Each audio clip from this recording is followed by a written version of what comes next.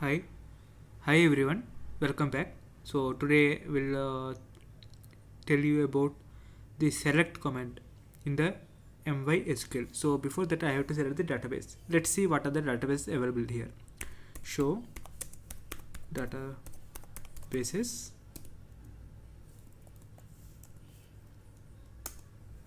So these are the databases available. So I will use CDEC.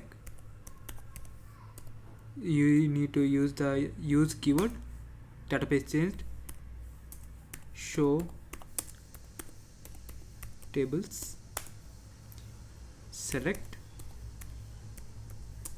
star from